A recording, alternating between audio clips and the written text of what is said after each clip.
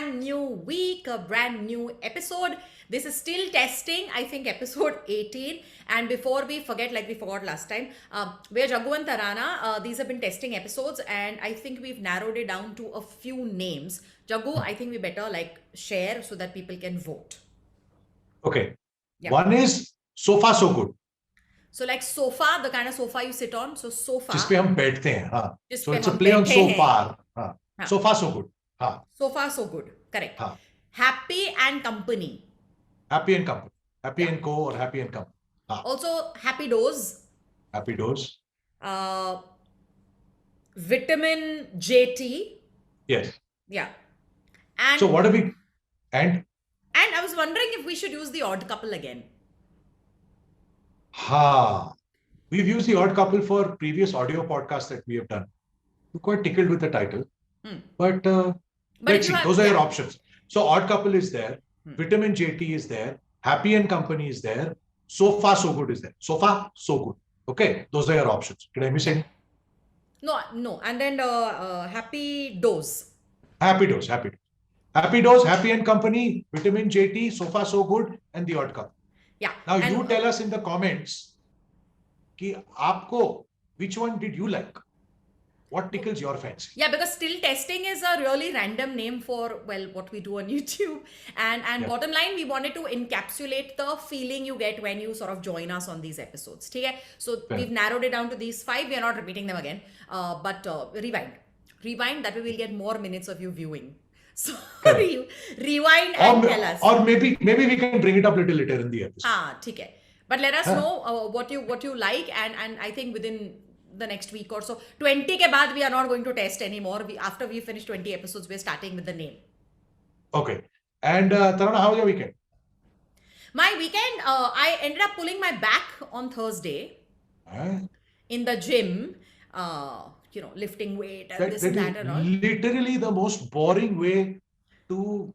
So I had to sort of like lie around and see what to do with my back. And then a friend of mine has come with this magic. Tejal, madam, you are wonderful. So Tejal has discovered her personally this magic patch, a capsicum patch. Lion capsicum patch, which basically is like a kapda or some material that you sort of stick on your back, and it uses your own body heat to keep giving you soothing heat. Except it kicks in at whatever time it does. There's no like guarantee. So I kept thinking I'm cold-blooded, like I'm a reptile or something, because if it uses body heat and all, then I had none. And every 30 minutes she like, has it started? Now some 3 hours later, I'm like, yeah, I think so. And then I thought my back was on fire. Okay, listen, all this, I'm not sure what this thing is, but whatever this capsicum patch that you're trying is all fine. Next time there is a catch on your back, Tarana, please let it be because of jiggy jiggy pom pom or something like that, instead of something as boring as I pulled it at the gym. I don't want to hear that excuse again. Don't go to the gym. I'll make up different reasons for pulling my back. Correct. While on the subject of capsicum, please let me tell you that the highlight of my week was pumpkin raita. Pumpkin raita? Yeah.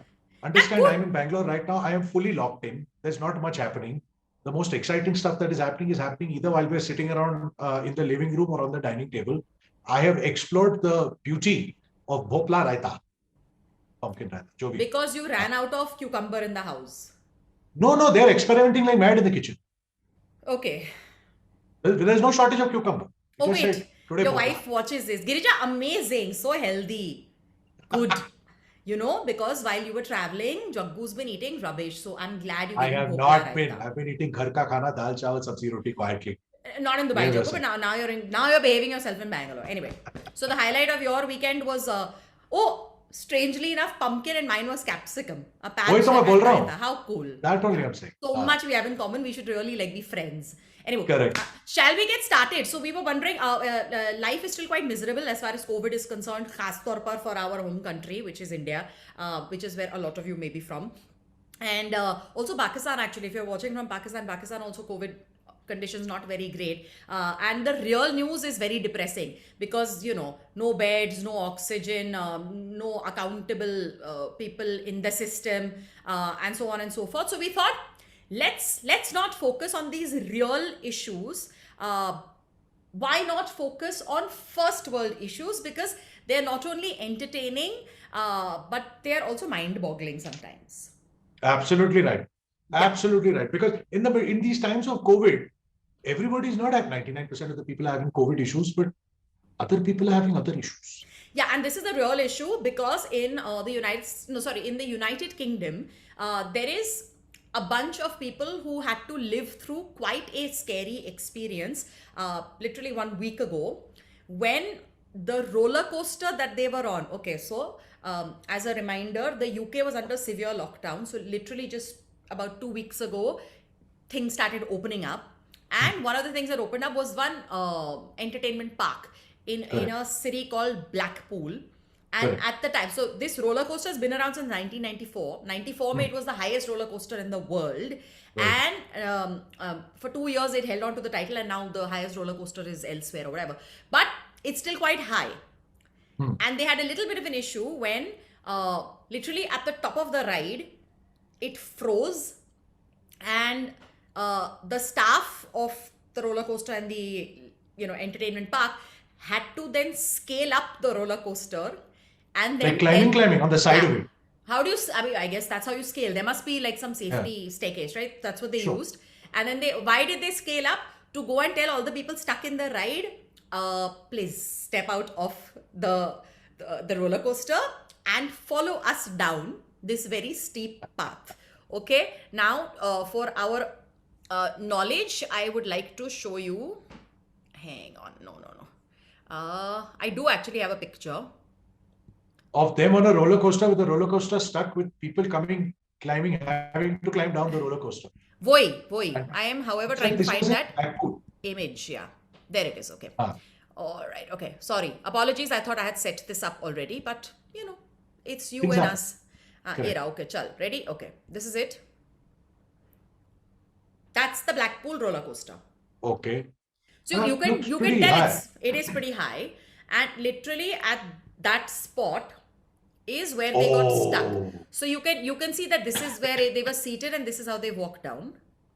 I think there is a better photo. Yeah, there. It's a little scary about. Oh, that's pretty damn high, man. Isn't walking down like that a risk by itself? Yeah, it would be, but I guess maybe it's. I don't see they have. Okay, so I also Ittifaq se have a video. Would you like to see the video of, because why do we have a video firstly? Okay, it's quite funny because there were the people on the roller coaster, clearly millennials and younger people decided ke bhai we must shoot it for TikTok. So please check this out. Okay, so now we're at the roller coaster and we're stuck. Oh. We're in a good mood and we're smiling. Now this is where we are. This is the height we're at. Now they have stepped out. And so this is like our we are sitting, and the staff has now come and said कि भाई चलिए हम नीचे चलते हैं, अभी देखो part 2. Oh, there are steps. Yeah. Okay. So it's not like you sit on one of the rails and like slide down. I like this girl who's wearing her mask and hanging on for dear life. It looks like it's okay to do, right? Yeah. It's looking like that's those are the steps that the park employees used to service the roller coaster. Exactly, but it is really, really quite high. So if you're quite frightened of heights... No, but if you're quite frightened, then you shouldn't be on the roller coaster to begin with. Yeah, but the roller coaster, you're on top only for like a little bit, no? Anywho, they had a mighty adventure and they were quite like giggly about it. Okay, I have to tell you about someone in the UK only. But would you be able to get off this roller coaster, or would you say like, nahin, crane bulao, helicopter bulao, firefighters ko bulao and make them carry me out of here? If a roller coaster is stuck at a particular point, I want to get off that roller coaster and walk down those steps, which is much better than wondering ki abhi ye roller coaster could it potentially go in reverse. Could it potentially fall off the rails? I don't want to deal with any of that. I'm happy to get off a malfunctioning piece of equipment and use my own 2 legs to walk me to safety. I'm fine with it. I think the strategy is wonderful. Yeah, but the irony is, so it got stuck at about 11:30 or something in the morning. And all of these people jumped out, this, that, they had to walk down and they're like, ow, our thighs, and it was so scary. And, but at least they got great TikTok videos. At 1 o'clock, it was functioning and working again. Afsos. So, okay, maybe they got free rides again. They should have just waited. I wouldn't have climbed back. No, I wouldn't have climbed back. But it is a problem to have, but what a first world problem. It is a first world problem. There is another first world problem that is coming in the UK only. There's this lady built her dream house, okay, her and her husband. They built their dream house in a place called Perthshire. Perthshire, okay. Not like Hathaway, Berkshire of... No, that's Berkshire. Warren Buffett. No, okay. This is Perth, like the one in Australia. Oh, okay. So she's over there. She's built her plot of land, built a house, put it up. Everybody's very happy. Moves in, then realizes that her neighbors have also started building. She's like, oh, very nice. I'm going to have neighbors now. Neighbor's house ends up being a little too close to her house. Okay. Two things happen.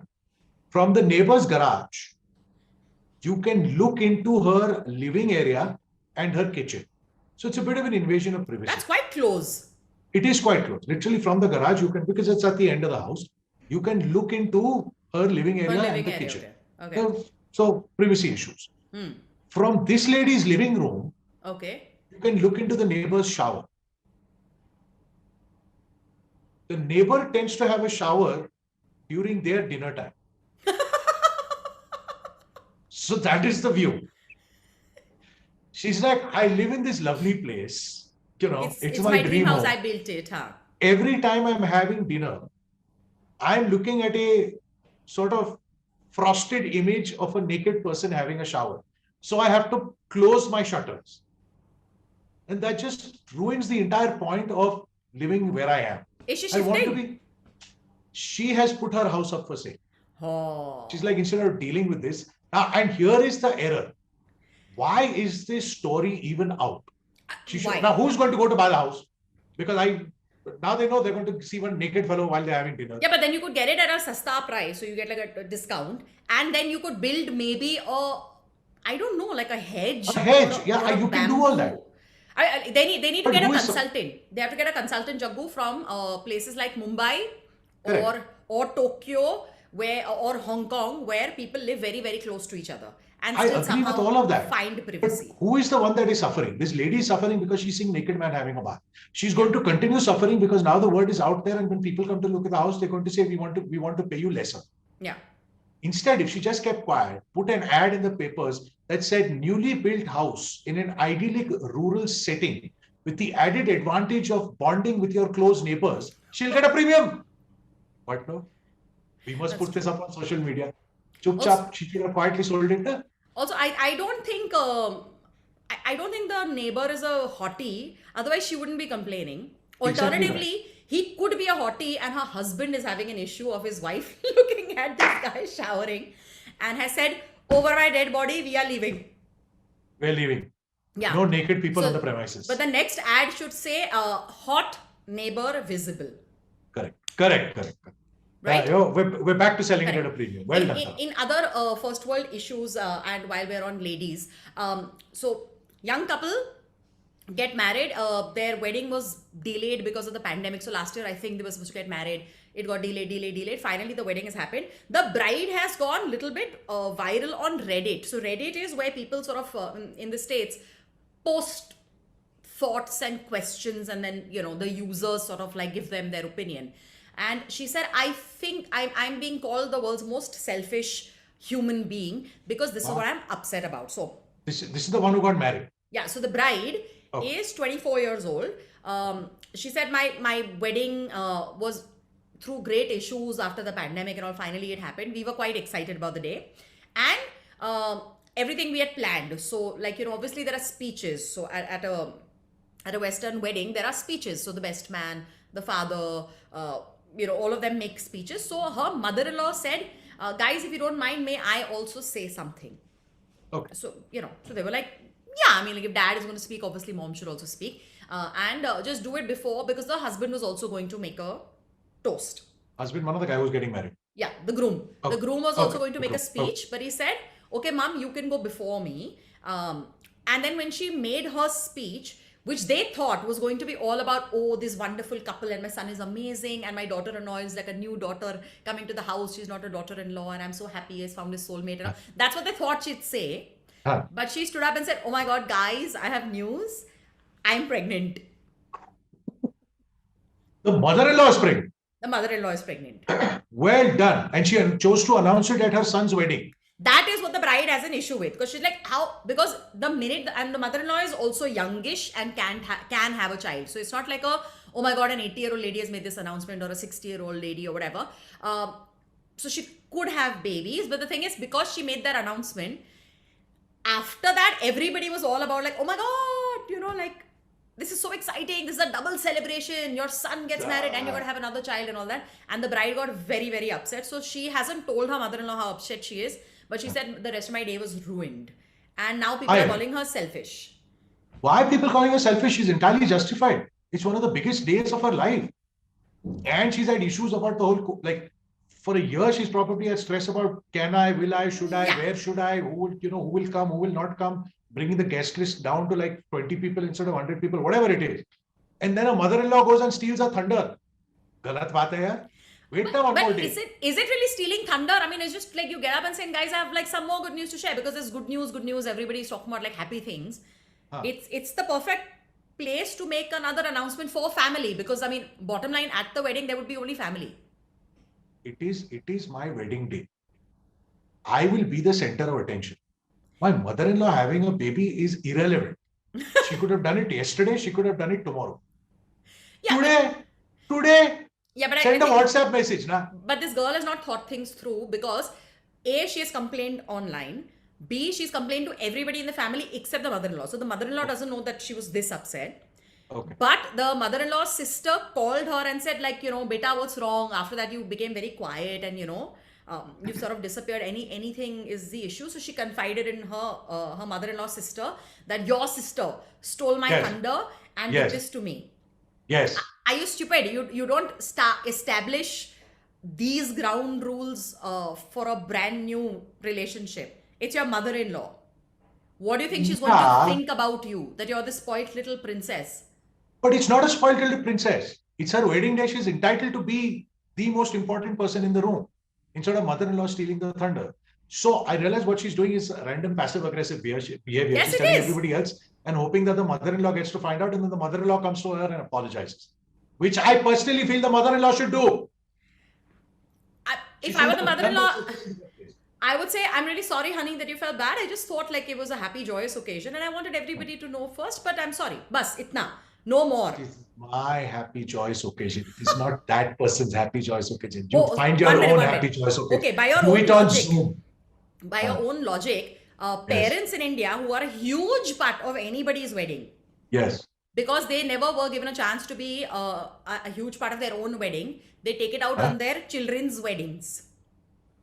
Why were they not allowed to take? Why were they not allowed to be a huge part of their own wedding? Because they're the ones getting married. Yeah, but the parents are the ones who never really had a choice about how they got married, what they did, because it was pleasing the parents, and that's why But that was in India, not wherever this is happening. I'm talking about India only. I said, so in India, you know, the parents are a huge part of a wedding. Correct. So parents should not run around getting pregnant on the day their daughter is getting married. Nonsense. I don't think she got pregnant that day. I am aware. That would have been very funny. Like, what were you doing this morning? Zoing. But anyway, I'm on the side of people thinking she's being a little bit of a princess and throwing too much of a tantrum. Because you can be upset and then get over it so that you enjoy the rest of your day.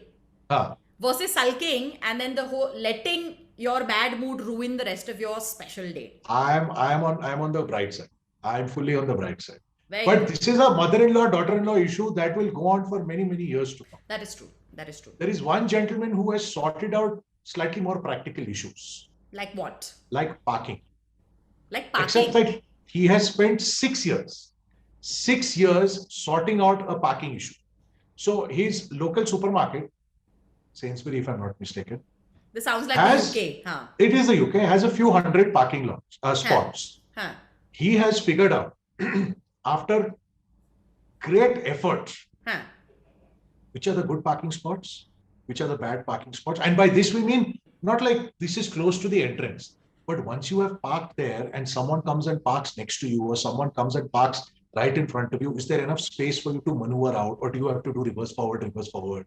Are you too close to a pole? Do you have enough place to open your car doors? Have enough place to load your luggage? All of that. Also things like, are you close to the trolley bay? Mana, aise nahi ki you come out from the department store, from the supermarket, department store, whatever, and with your trolley, and then you walk half a kilometer to drop your trolley. But I'm with him on this, because whenever any of us go to the mall, we know, like if I want to go to this particular shop, then this is the closest entrance, and I should park close to there so that I'm not walking miles with like bags and bags in my hand. So that much, is that what he did, and why did it take him 6 years? Because he was testing each parking space. By parking in every parking space. He would go to Sainsbury, he would park. Then the next time he would come, he would park in another parking spot. He did this, let's say on an average of once a week, plus on certain occasions, extra shopping or whatever. So instead of 52 times a year, let's say he did it 60 times a year. 60 times a year. He took 6 years to do this. He has done this approximately 350, 360 times. And he has come up with a fabulous chart, which we will share with you. Yeah, Jaggu has sent us this chart and I can't understand it, Jaggu, but please explain. No, what is this? It's a little complicated to understand. But here's the thing, right? There is a color coordination. So where the black spots are, you see that one black spot over there at the bottom of the image? Yeah, here. Okay. You don't want to park over there, even though it is a parking spot, because it is too thin. It is too thin. Yeah. The orange lines. Yeah. So it's a problem for your car to get in and out of that space, even though it is a designated parking spot. Avoid that parking spot. So the orange lines, orange are your trolley bays. So you want to find a parking close to the trolley bay. Okay. Which is why the ones around it are purple. Purple means useful. Okay. Useful because then you can drop your saman in your car and then you don't have to walk half a kilometer to drop the trolley. Okay. It's right there only. Okay. Things like that. And the purple ones, in the corners, it's like you're parking in the next town. Oh. You'll have to walk like mad. So that's why you said avoid. So and unfortunately, we can't see the God tier. The God tier we can't see, but the fact is that must be very close to the whatever, That's good all around. It's close to the entrance. There's enough ample parking space. You can get in and out comfortably. There is a trolley bay close by. It took 6 years to figure this out. The whole town must be happy with it. The whole town must be happy with it. We can't even blame this on like COVID boredom, right? Like you got to keep yourself useful. And if the only place I'm going to is a supermarket for like over a year, then that's what I'm doing. He took 6 years to do this. This is a combination of determination and OCD. Hats off to this boy. Anybody with this chart will not have a problem parking at that particular Sainsbury. Could you say I've done a thesis and a PhD in the ideal parking positions in a mall, specifically this one. And I've done 6 years of research, and this is my, this is my work. Could he get a de facto, doctor's designation? I don't know, but companies could hire him to be a parking consultant. Yeah. How many parking lots have we been in where the only spot we can see during a crowded time is one pain in the backside wala parking spot that your car can't get into. So it's lying there empty, but nobody can use it.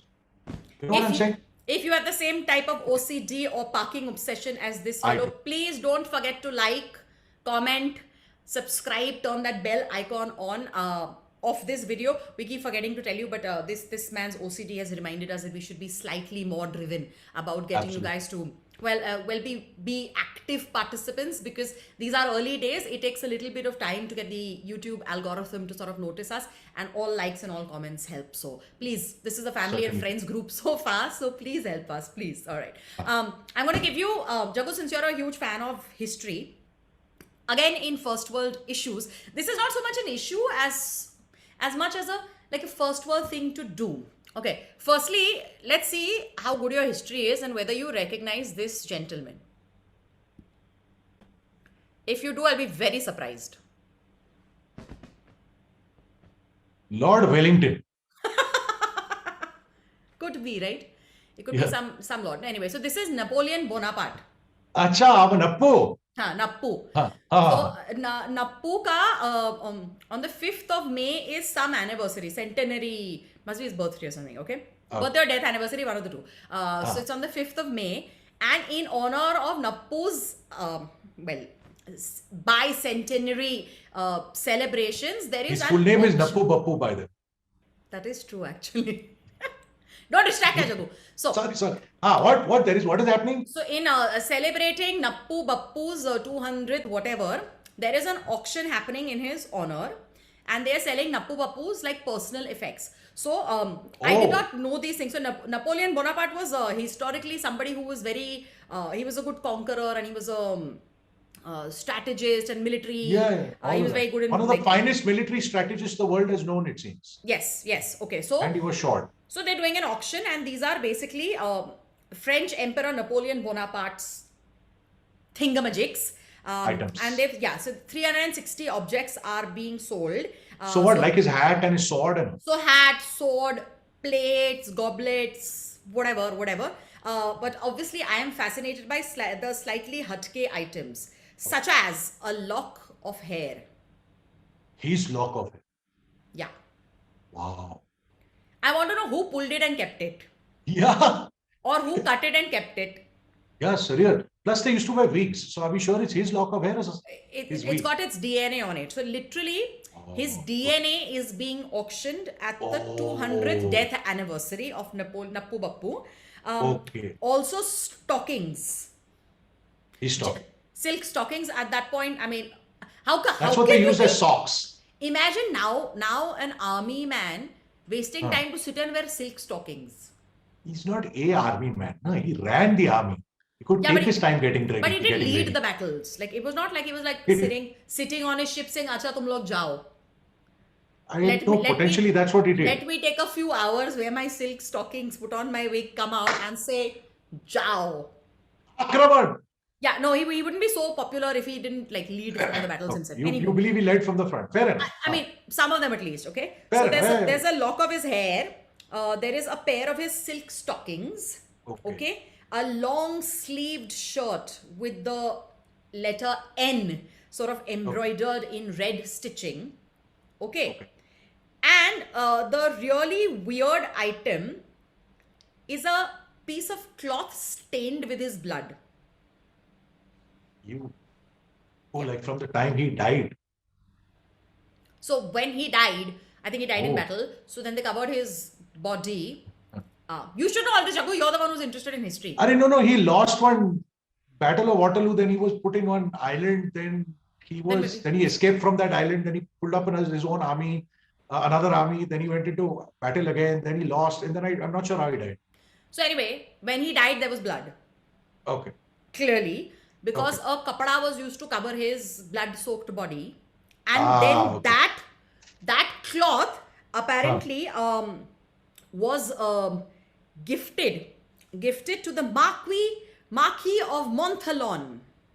He was the military general who followed Napoleon into exile on Saint Helena and stayed there. Oh. So it was given to him, and then he passed it on and said, "In this blood stain, you have the emperor's DNA. You cannot get more intimate than that," and that is why the family kept it. I think we finally reached a family member who has said, "Oh," and decided, "I don't want uncle's blood." Anyway, and has decided to sell it, and they're expecting a fair amount of money. How much for the bloodstained cloth? So like about in Indian rupees 13.5 lakhs. That's a lot of money. Yeah. So how many dirhams and how many dollars?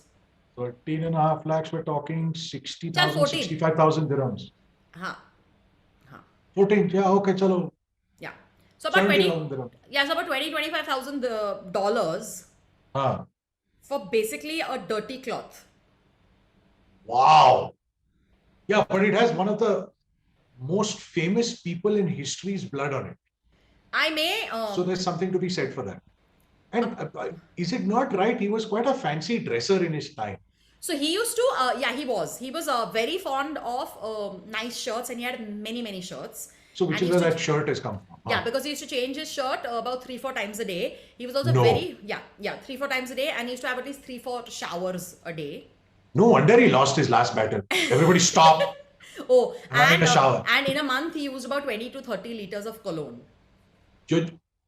So when he went for these baths, he was like having a bath in the cologne. I'm just assuming that all this was happening. That's a lifetime supply. Yeah, but I'm assuming all of this, like, showers and changing of shirts and cologne putting was happening in non-military times. So, can you see this N? I think that may be the cloth because it's got the blood stain on it.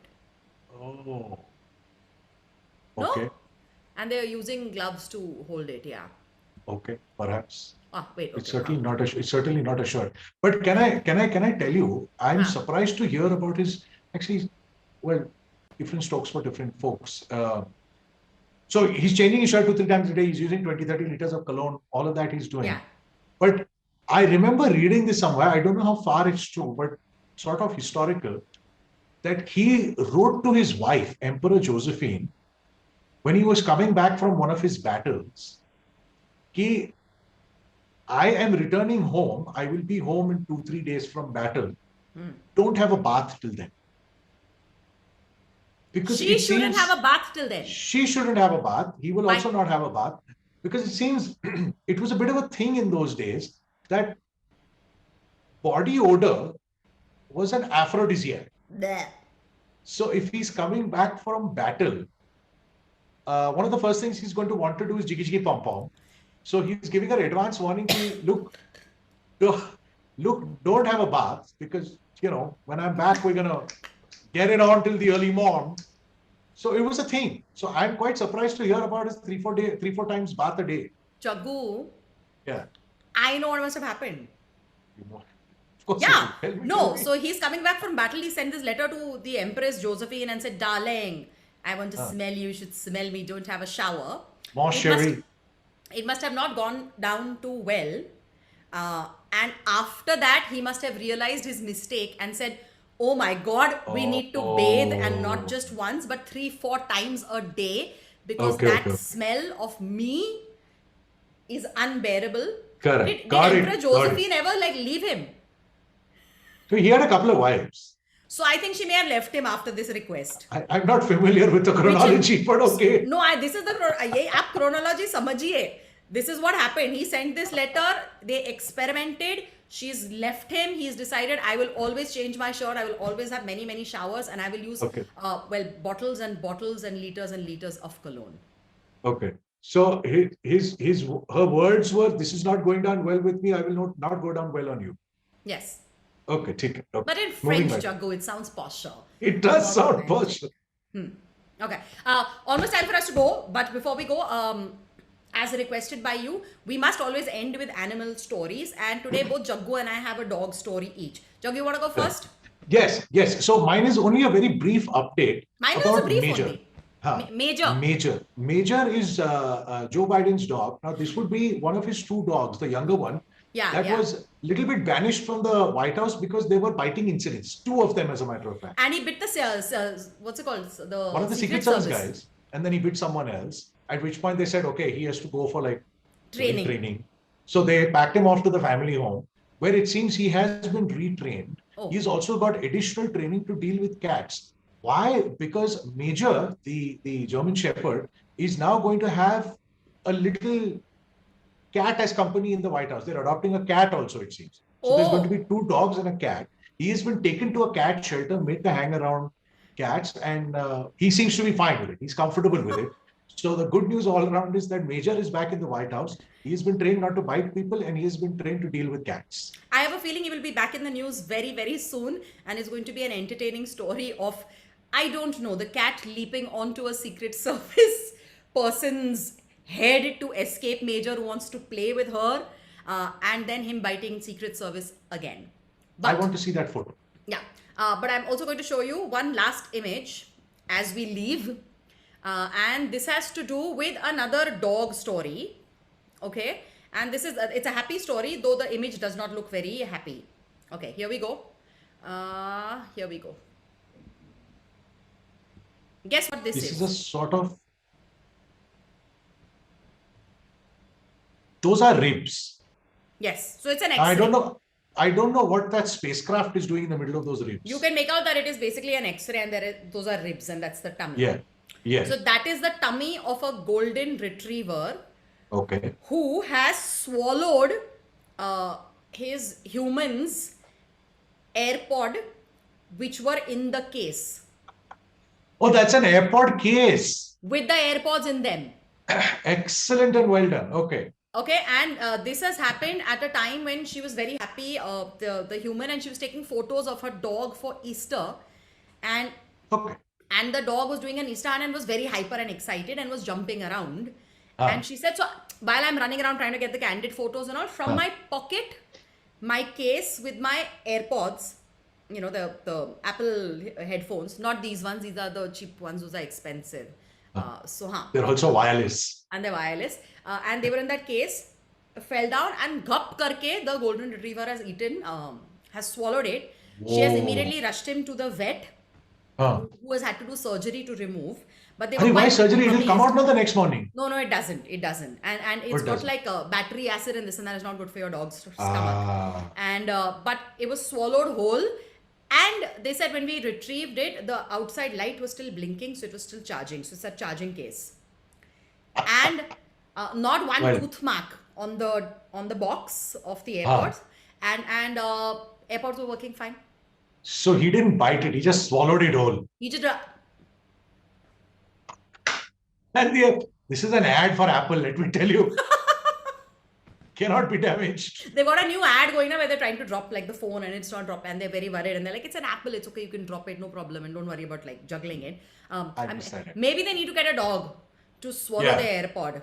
Khalo. Yeah, khalo. Nahin, bilkul bhi nahi. But in case you have pets at home, please keep an eye on them because they tend to eat up any random thing.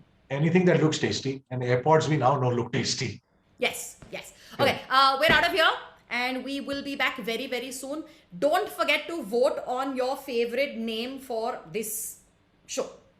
Okay, so we've got a couple of options. Yeah. So we've got Vitamin JT.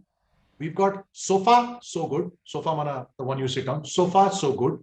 We've got Happy and Company. We've got The Odd Couple. And we've got Happy what? Happy Dose. Happy Dose.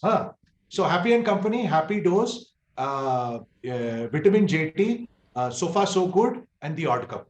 From these 5, you tell us which one you like. How do you do that? You simply comment. Yeah. And if you have another name also, then throw it in.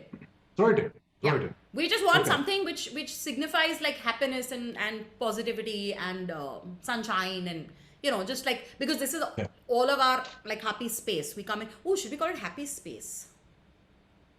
Throw that in also. Why don't we call it? We don't know what to call it. We don't know what to call it. We'll acronymize it or something like Confusion with Jaggu and Tarana. Yes. So please let us know in the comments today. Also, don't forget to like the video if you've like survived it so far. Please like it. Remember to subscribe if you haven't already. If you're new, thank you for listening to whoever recommended us to you. And hopefully you're going to stay. And you're going to subscribe, turn that bell icon on, and stay in touch because it's a happy community and we always reply. So please make sure you leave us a comment. Okay? Please do. Okay. We're out of here. Okay, bye, Jaggu. Bye, Tarana. Bye, Butterfly. Bye.